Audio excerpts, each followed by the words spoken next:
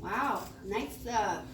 Thanks everybody for showing up tonight and suiting up and showing up. Because if y'all wasn't here when I came in, I wouldn't be here today. And I just want to thank Samuel for letting me share tonight with him. What an honor.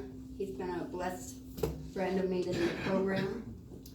And yeah. So hey, well, hi everybody. Okay, I'm excited, but I'm trying to be calm and cool because for me.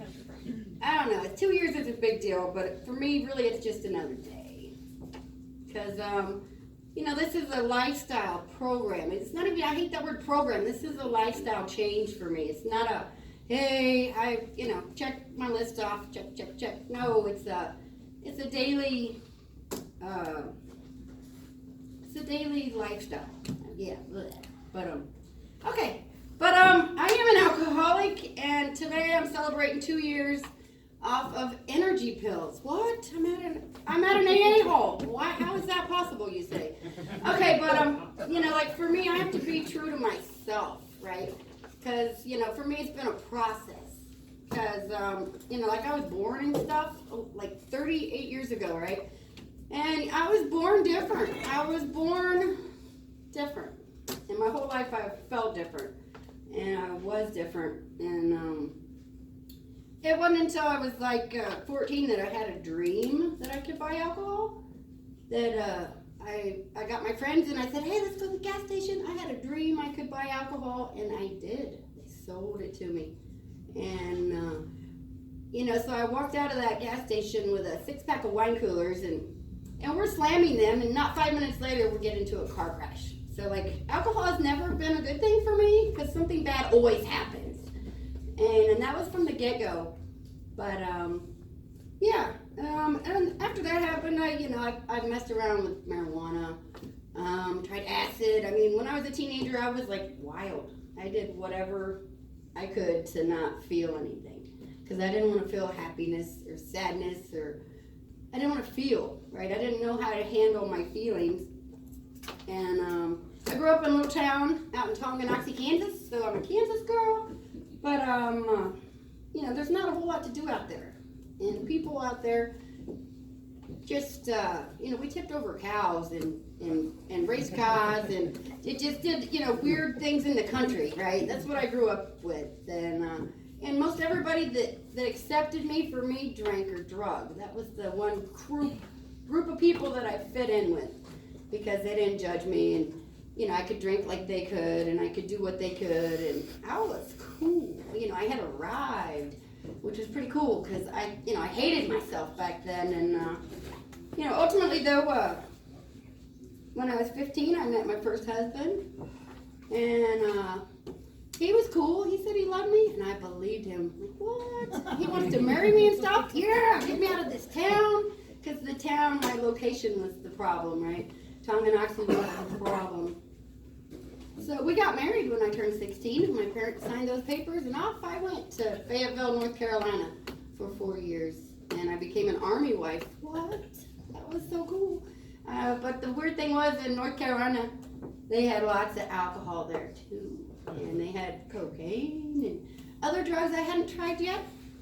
So that worked for 4 years. We moved back home. But the weird thing was, when I was out there, in North Carolina, there's a little town called Kitty Hawk, and it's up by the Outer Banks. And but that's where I found the love of flying. I found the Wright brothers, and I seen where they first took off, and I got all these selfies of me, and where they flew, and it was so cool. So what I did, I tried to join the Air Force, and I passed all their tests, and I was gonna go in as a pilot, But because I had psoriasis, they were like, oh, you're a hazard. You're not good enough to join the military. So, me, I'm one of those people that's like, oh, I'll show you, F you government, right? But, yeah. So I showed them by getting high and drunk, and we moved back home here, back to Tonganoxie, where I got a good job at a factory in Kansas City, Kansas. And I thought location was the thing again. We'll change locations. That was the problem, but ultimately my first husband didn't work out, so I met my current husband at my job, working at a factory, and So then I thought that changing husbands was the solution. I just had the wrong guy. It was husbands, the guys were the problem, not me, or not the drinking or the drugging. It was the men I was choosing in my life. But, after like 3 years, we got married, we had 3 kids, and that's when, after I had my son, I was 21, I was introduced to pain pills, and it's like, the doctor sent me home with Percocet, and it was like, what? I'm like Superwoman, right? I can fly, and so I did that for like a whole decade, because I quit every time I got pregnant or I nursed, but as soon as I stopped nursing, I was right back where I'd left off before. I couldn't figure that out. It was like I had tried every which way to quit drinking and drugging, and nothing seemed to work. And I even got baptized. I said, Jesus is the solution. He will save me. And it was like, I was 22 when I did that. And 2 hours after my sister and I were baptized, we went up to the lake and we were celebrating, with some drinks and some pot. That was what you did after you got baptized. And my sister was in this jet ski accident, right? She broke her hip. She almost died. And it was like, that was the moment I realized that, man, God, really? That you're going to allow this to happen right after we get baptized. And so I was mad at God. I was mad at God for almost killing my sister. And so that's when I realized that, when I asked Jesus into my life, that, he forgave me for my past sins, my current sins, and my future ones. What? It was on for me. That's when I ran with the drinking and drugging, because I knew I'd been forgiven. And but I do love Jesus. I'm a big Jesus fan. He is my higher power today. But when I first found Jesus, I used Jesus, and I had him in a box for when I needed him. Come on out, help me. I wrecked my car again because I was drunk, and all these different bad things kept happening to me, and I still, didn't think it was the alcohol or drugs. It was I didn't eat before I drank, or I took too many pills, and I blacked out. I had all these excuses as to why I was the way I was, and I tried and tried until I was 35, and I made it. I hadn't even got a speeding ticket. Last time I got a speeding ticket, it was like, I was 25. So I made it 10 years managing my life, right? And I had this husband and these 3 kids, and we thought location was the problem again, because we lived over by Worlds of Fun. We lived there for 8 years, and people would drop in and they started bringing meth. Okay, let's do this once in a while. And it's like, yeah, why not? Sure, once a month, here and there, hit and miss. And so, we figured location was the problem, so we bought a house up in the country, thinking that there was no drugs or alcohol up in Kearney, and hoped. But the funny thing is, there's lots of them up there. Everybody's high on drugs up there, and they drink. And like I bought this little farm. We got 15 acres, and planted fruit trees, and had gardens, and I made my own wine, because I had to have a backup for whenever I ran out of anything else, right? But, so that didn't work, because, ultimately, I had hit a lot of different bottoms in my life, and the biggest one was when I had quit taking the pain pills and I was just doing meth, because it was cheaper, and I got tired of doctor shopping, and, so I was pretty jacked up on meth, and my husband had taken my kids and left me, and I was alone in my basement with a shotgun, and I had one little line left, and it's like, I'd been up for a week, I was bat crazy, right? And there's like demons flying around, and it was like, what am I gonna do? And I had my phone in front of me, and my whole family had shunned me, didn't want me to come out to their house. My brother's wife said that she didn't want me out there because if I hugged her children, she was afraid I might poison them with whatever chemicals I had on me, on my clothes or my skin. So, my family had shunned me, and it was that moment down in my basement where, I had that choice, shoot myself in the face with a shotgun. And I had Googled and researched all this stuff, and a lot of people get their face half blown off, and they never would die. I didn't want to be one of those deformed people, get that chance. So I picked up that phone, and it was like 3:30 in the morning when I texted my sister-in-law, because she was the only one I knew that knew God. I'm like, she knows God. Maybe she can help me, right? She was my last option. And I hadn't even talked to her in a year, but she replied. And she told me to put the gun down, just do my line, put the gun down for later. And within like 45 minutes, my 2 little brothers showed up at my door. And they took the gun out of my hand. They're like, come on, you're getting in the car with us. And it's like, oh, okay, yay, there's my brothers, what? But they took me back to their house, and they had like a big family intervention. My dad and my sister and everybody showed up. And they're like, you have a problem. And I'm like, no, I don't. I'm like, it's just this or that. I was full of excuses, right? But ultimately, they loved me when I hated myself.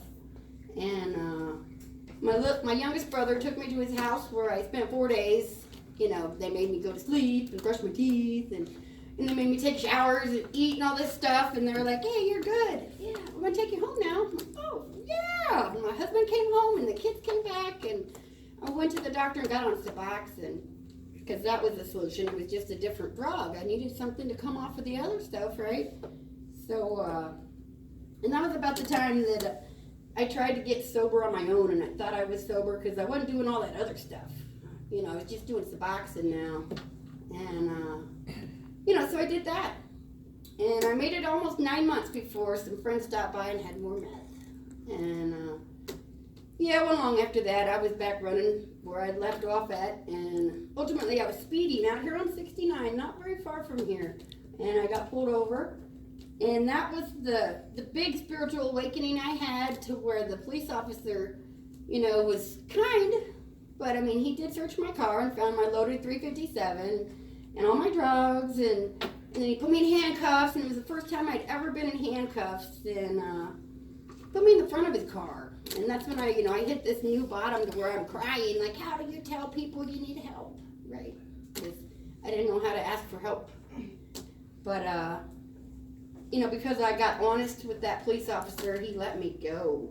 He wrote me a ticket for speeding and paraphernalia, and he let me out of his car, undid my handcuffs, and let me go. And it's like, well, I'm beating the law. I went home and I got high. But, kind of that same old I'll show you mentality, which ultimately 2 months later, though, I had charges for possession of a controlled substance. And that led me to drug court, Clay County Drug Court program, where I got like 23 continuances, because I paid my lawyer with Xanax, because I didn't have money, but I had drugs. So I paid my lawyer with Xanax, and then he got me into the drug court program in Clay County. And that was pretty cool, because he said, if you do this program, you're going to get out of here, and it's going to be like it never happened. Yeah, okay, because I'd never been in trouble. I was like, a mom, and I had no job because I sold drugs, but apparently that's not a legal way to do things. But that's what happened. That's kind of what got me here. And that judge told me that I could go to prison for 7 years, or I could come to an AA meeting, or NA, any kind of the 12-step program meetings. And I knew I was an addict, but I didn't think I was an alcoholic. So I chose AA because I didn't really want to get help. I just wanted to do what they told me to get out, right? But, so I came here, and they did a first step for me in D room. There was 4 women, and they were so nice and so loving. And I was like, what? They were telling my story, and they gave me their numbers. And the weird thing is, a couple weeks ago, I was digging through an old purse, and I found the card with all their numbers on it. And I was like, yeah, and they're still my friends today. Like, what is up with that? But, so that was May 1st, 2015, the day I walked in these doors. And I was still taking Suboxone, which I thought I was sober because I hadn't drank for a year. And I hadn't done meth in like 3 weeks. And I hadn't done pain pills in 9 days. So I was like, I'm 9 days sober. Yay. But I was still back crazy, right? Because, I looked like a dead zombie. And I was terrified, and I had this big trench coat I would wear and these boots, and I was like, I had these weird boots on, and I was like 110 pounds, and my face was so sunk in, and my teeth were all rigged and broken off. I scared children. That's how bad I looked. I would scare children. They're like, ah! So, that was in 2015, and, I've come a long way since then. And it's not even me at all that did any of this stuff. It's God in my life today, because I found him here. And I see him here with all y'all, and you guys are like, hey, keep coming back, because, keep coming back, Amy, because I was still pretty crazy. But, yeah, so that's what got me here, right? That's my experience, for the sum of it, a lot of crazy stuff in between, but that's the main stuff that got me here. But what kept me here was drug court. I had to get my sheet signed, and I had to go to, all these counseling sessions. I had 2 group sessions a week, and I had one-on-ones, and I had to go to court. I had all this list of stuff I had to do, right? And they told me that, hey, you got to go to meetings too. So, I came to my 1 meeting a week, got my paper signed, and, so I did that. And I did what they told me. And ultimately, I still fought it that first month to where I got to spend a weekend in jail because I didn't do my homework. That was fun, explaining to the women in jail why I'm here. Oh, I forgot to do my homework. That was kind of fun. But then after that, I got in trouble one other time, and I had to do a weekend in jail for lying by omission, because my counselor asked me what my priority list was that week. I'm like, oh yeah, I got it. And she's like, let me see it. I'm like, but it's in my head. She's like, She's like, no, a priority list is something that's written out on paper. And it was, so I got to do a weekend in jail for that. That was fun, explaining to the same women that were in there the couple weeks before. But I kept coming, and I had a girlfriend that was on a 90 and 90. And they kept saying, come to all these meetings, come to 90 meetings in 90 days. And I was like, why would anybody want to do that? That's stupid. But my girlfriend didn't have a car, and she needed a ride. So I was like, hey, I will take you, sure. And I hated the meetings here. You guys had big bullpen meetings. I came to the noon a lot. It was my first real meeting, the noon. And, there was an old guy in here, and he came up, and he gave me a big book. And it was like, he's like, you're going to need this, honey. And I got the date in it, and it's full. I love that book. I cherish that book that he gave me. And, so the people here loved me when I really hated myself. And I kept coming. And I still hated the meetings, but I liked the meetings outside first, like before the meetings, and then after the meetings. So I would suffer through the meetings just so I could hang out and make friends, because I had 0 friends. And I got to do that, and I kept doing it. And they said, fake it till you make it. So I got really good at that, because I'm a great manipulator, and I'm a great con artist, and I'm a great liar. And I could put that mask on, right? Hey, I'm okay, it's good, life is good. And I did that for like 1.5 years, and I was gonna graduate drug court. But, that was about the same time one of my friends pulled up, and she said, hey, get in the car. She grabbed my hand, put me in the car, and took me to a dentist office. And the funny thing was, I had, paid off all my bills that I had owed at the bank. And at the dentist office, I was able to start the process to get my teeth fixed. And that was a blessing that God blessed me with, and the friend who encouraged me to do something about myself, right? Because, that was about the same time I had switched addictions to food. I gained like 100 pounds that first year, because, I just kept switching addictions, from food to Worlds of Fun to anything to make me feel something like excitement or, and I didn't know how to deal with those things, because I'm an all or nothing person. But yeah, it was October 27th when I actually got off that Suboxone that the doctor had me on, because they made me get a job. I hadn't had a job in like 12 years, but I had a job up at the whole truck stop, and one of my old dealers came in up there and threw some drugs at me, and I put it in my pocket, and it's like, yeah. And it's like, what am I gonna do? I got these drugs in my pocket. But it was like, I had this phone, and I had a sponsor, and I had all these other people's numbers in it. And it's like 3 a.m, and it's like, what am I doing? I started calling people, because you guys told me to call when I got triggered or something happened. So I started doing that. Nobody was answering or replying. But 2 of my cousins finally did, and they told me to flush this stuff, so I did. But at the same time, I had a whole week's worth of Suboxone that I took, right? And it was like, oh, I'm so high. Ooh. I have to be accountable for this with drug court, so I told them that I'd quit. But ultimately, I was so high that right before I left my job, I had to go to the big fuel farm we had, and take numbers. And on my way down there to take the numbers, I was like, oh, I forgot my flashlight. It's like, but I got a lighter in my pocket. You know, so I kept walking, and I'm standing on these little milk crates getting these numbers using my lighter. And it was fine the first two. When I got to the third one, though, you know, I could smell that gas in my face, and I lit that lighter anyway. That's how high I was. And it caught on fire. And there's like flames coming in my face, and I knew that they had just put 14,000 gallons of fuel in there. And it was like, oh my gosh, woo, I'm spitting on it. My pen and paper, I broke it and burnt my paper up. And I hit this new bottom, I would say, because there was like the moon shining and no wind, no nothing. And it's like, that's when I first really surrendered to God, because I was going to die. And the entire town of Holt was going to blow up because the gas station was full of people. And, you know, there was like a wall, and I, you know, was going to just do a backflip over it, right? But it was like, you know, my hands went down, like, okay, God. And, you know, this wind came out of nowhere and snuffed that fire out. And that was like the beginning of, I got to do something different, or I'm going to kill a lot of and hurt people.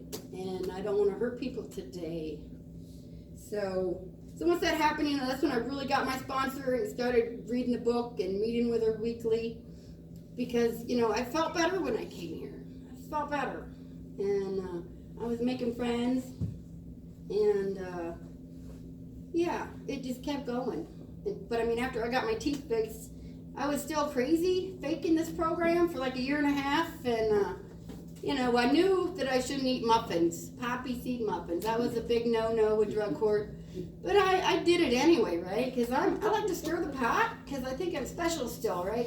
I have this ego rampant. You know, I can get away with that. I'll show you. You know, so ultimately, though, one morning, because they told me to pray every morning, and my sponsor told me to hit my knees when I got up, so I'd been doing that. And one of my buddies in drug court was going to go to jail for a month, and he had court. And that morning when I talked to God, he told me if I wanted to see a miracle to go to court and support this guy. I'm like, yeah, I can do that, sure. I'm going to go see a miracle, all right, yeah. Because I'm cool. I like miracles and stuff. But, you know, when I went to court, I told that guy, I'm like, man, God told me you're walking out of here with me today. And that's what happened. I thought that was the miracle. I got to see him walk out those doors with me. But at the same time, when I got to the car, I ate one of those poppy seed muffins. And then I went and dropped. And I tested positive for morphine. And it was like, huh, I'm not so special after all. Because, you know, the judge was like, wasn't buying it. They thought that I was taking morphine. Even though I had turned them down at the dentist office for all kinds of scripts they tried to give me when they pulled 18 of my teeth out. And I came to a meeting crying with my face bloody and swollen. And I made it through that with ibuprofen. I didn't have to use anything. And, yeah. But, you know, the fun thing was I told them I was cocky. I told them I needed a vacation. Yeah, I need vacation. Sure, this adulting stuff sucks. So my judge was cool enough. He gave me a 29-day stay in the Clay County jail. Like, what?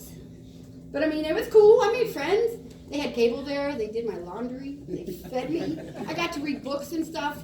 And it was like, you know, it was a whole other spiritual awakening for me there.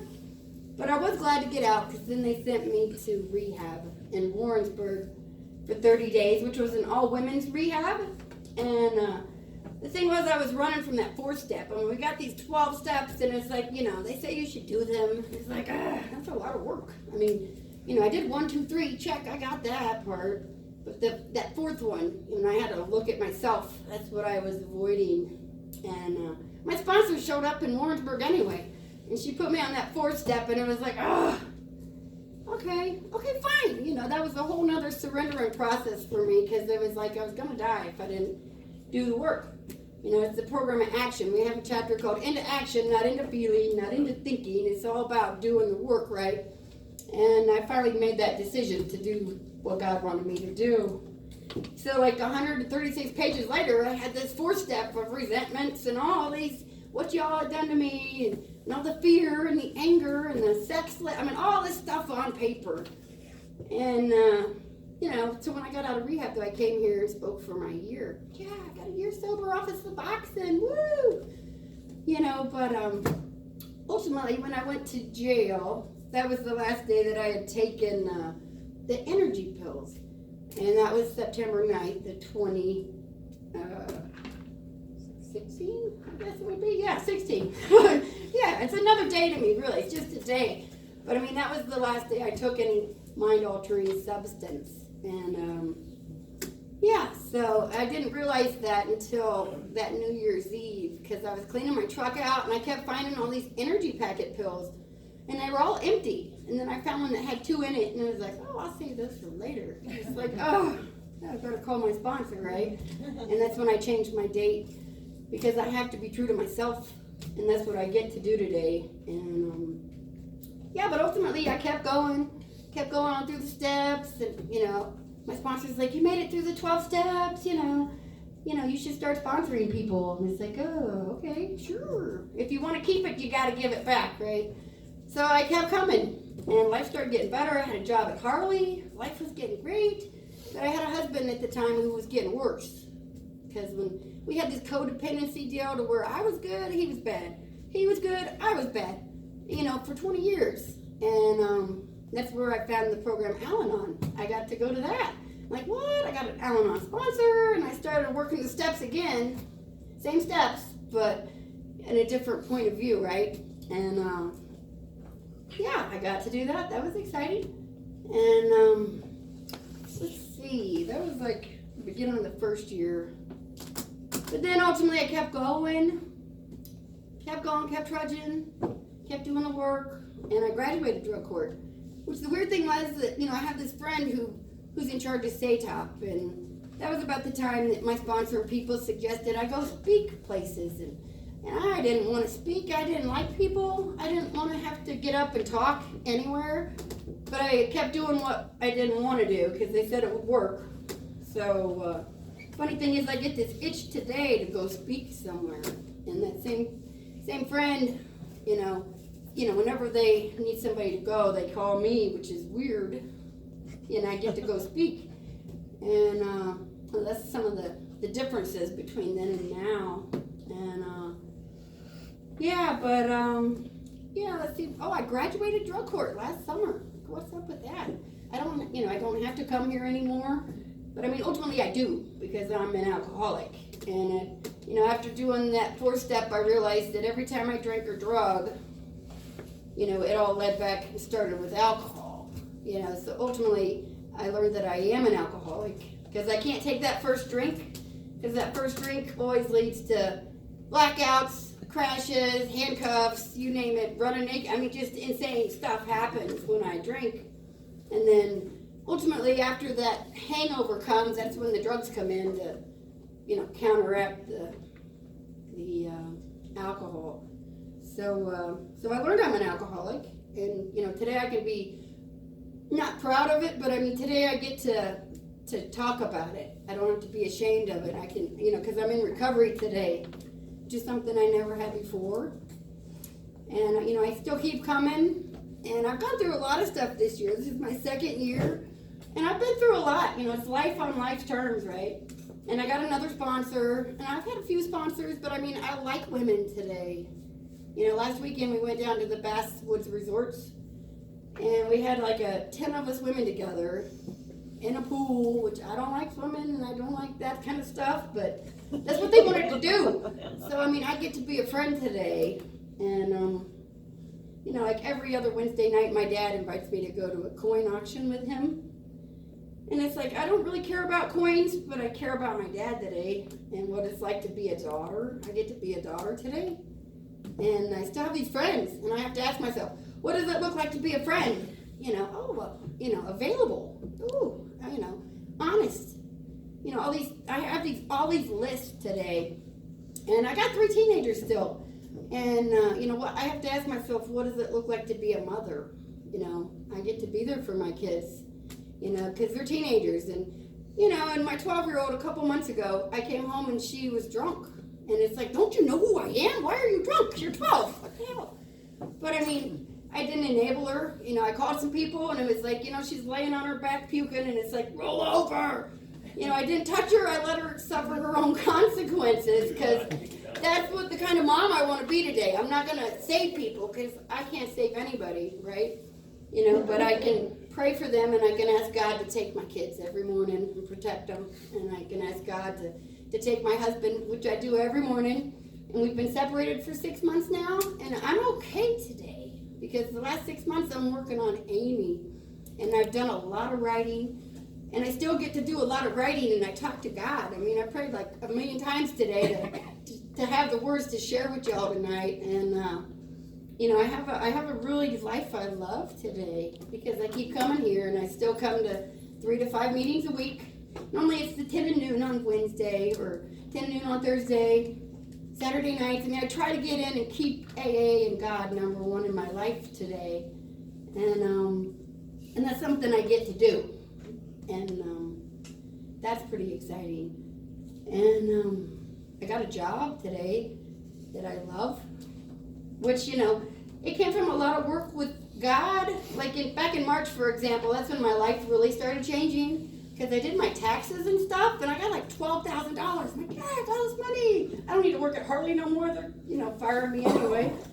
But I hit this new low in March, and it's like, what am I going to do? It's like I wanted to help my husband, but he was so bat crazy. But it was at the same time like I have to help myself because that's all I can control is me. So I got my kids in a car and we went to Florida, and I had to go to any length to do Amy. And there was one amends with my mother I hadn't done yet. And I got to go do that, and I got to give her some money, and I got to read her my letter that I had written her, and I got to make that last amends. And then I found myself, okay, I'm done. I've finally done all I can, to do the 12 steps. And I found myself on the beach at like 5:30 in the morning, and I'm praying and I'm taking pictures, and it's like, okay, God, what do I do now? What do I do now? And there was a fisherman I'd been watching, and I'd been there for 5 hours, and I go to leave, and he stops me. And I sat on a cooler with him, and he was one of us. And it was like this whole other spiritual awakening. Like, what you got to do. You got to keep doing what you're doing. And, I'm still a member of the drug court alumni. I'm the secretary for that because drug court's what got me here, and I'm still a big part of that. Yep. And, I still do what worked in the beginning, and I keep my life simple, and I call people every day. I text my sponsor every day. When I'm calling my sponsor, she knows something's wrong, so I keep that little code in place, for emergencies, because, like when I came back from Florida, my husband had left, and he had, had this girlfriend, and I was going to burn them down. I was kind of like crazy for a while, but I didn't do that because I called my sponsor instead of committing homicide, because that's frowned upon. But I have all these feelings today, right? And I don't have to act on them. I can think first. That's one of our slogans, think, think, think. And, I've been through a lot, and after I lost that job, I was like, oh, now what, God? He kept telling me to be still and do the work. And I kept being still and applying everywhere, and I was coming to a million meetings. And finally, I got an interview at the downtown airport for a line service technician. And they're like, hey, yeah, we did this long interview.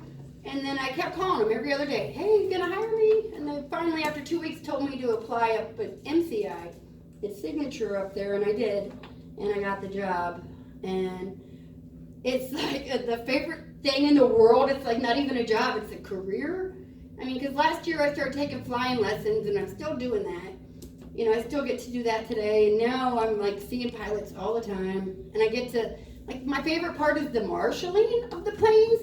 So I'm like having a wild, mad affair with airplanes, which is really cool because, when you marshal a plane, right, it's uncommunication with the pilots, unspoken, right? So they'll give me this number 2 sign, and I'm like, woo, woo, woo, because they're starting number 2 engine, right? And when that happens, this wave comes around you in the wind, and it wakes you up. And they do it with the first engine, right? And then it's stronger, and it's like it wakes you up, right? And then I'm sorry, but I really love my job. But then the plane has these rudders and stuff that start flapping and woo, and then I'm hopping, and it's so freaking exciting. It really is. And then the ultimate end is they flash their lights at me. And it's like, woo, that's my cue to come on, let's get on out of here, boys, right? And the cool thing about signature is I to meet Robert Plant last week? He came in, the guy from Led Zeppelin, and he's getting off his jet, and he almost fell. And it's like, oh, let me help you, sir. Help you down. So in my second day on the job, the president came to town, and Boy George was here last week. And KU, I got to do a charter for KU yesterday. I know the coaches and some of the players. And everybody knows me by name, and everybody loves me. And that's so weird today, because, I used to hate myself. But today I love myself, because I know who Amy is. Without a man, and without anything else, because of you guys and God that got me here. And, I get to be all these things, and I'm going to shut up, Samuel. Sorry, oh my God. I'm so used to speaking for an hour down in K-Town. But, yeah, I was trying to keep it short, but there is hope, guys. And there is a good life out there if you do the work. And, I'm going to shut up now, and I'm going to pass it to Samuel. I love you guys. Yay!